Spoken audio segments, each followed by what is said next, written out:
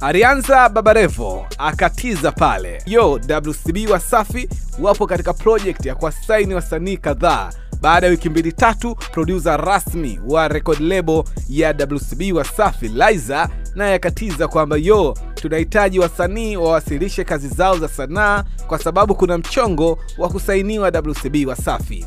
Wiki 3 nyuma, Diamond Platinum katika usiku wa Bongo Star Search pale Grand Final aliweza kuzungumza kwamba kuna wasanii amewaona na angependezwa kama watafikia kwenye makubaliano basi aweze kuwasimamia kupitia record label yake. Final tarehe 18 mwezi wa 3 imekuwa ni habari njema kwa mkurugenzi wa lebo hiyo ya WCB Wasafi Diamond Platinum kuthibitisha kusaini msanii mpya ndani ya record label hiyo ya WCB Wasafi. Na hii ni habari njema kwa fansi wa muziki katika kiwanda cha muziki wa Bongo Flava, and of course kwangu ni habari kubwa kinoma noma. Ni juzi tu nilikuwa nafikiria kwamba yo mimi binafsi naikubali sana WCB Wasafi kwa namna ambavyo wanawekeza katika biashara yao ya muziki. Nikawa namfikiria Zuchu, nikawa namfikiria D-Voice, nikawa namfikiria Lava Lava. Hao ndio wasanii pekee ambao wamebakia pale WCB Wasafi.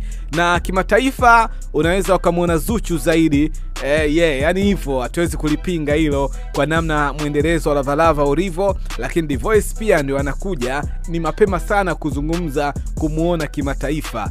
So nikaona kabisa kuna gap la msanii mpya pale WCB Wasafi ambaye anaweza kuja kukiwasha. Yani nikaiona kabisa nafasi ya msanii mpya Wasafi mapema kabisa. Hatimaye ile mawazo ambayo nilikuwa naiwaza imefanikiwa kunyooka vizuri kabisa. And of course mimi naamini kwa namna biashara muziki inahitaji watu makini, WCB Wasafi hawaja kurupuka kusinya na huyo msanii mpya. Ni swala tu la kusikilizia ni lini ataachiwa na ni kwa aina gani na nani yupo kwenye industry, ama ni msanii mpya kabisa katika masikio yetu wapenda burudani. Mimi ni Blenga na hizi ni info za Blenga.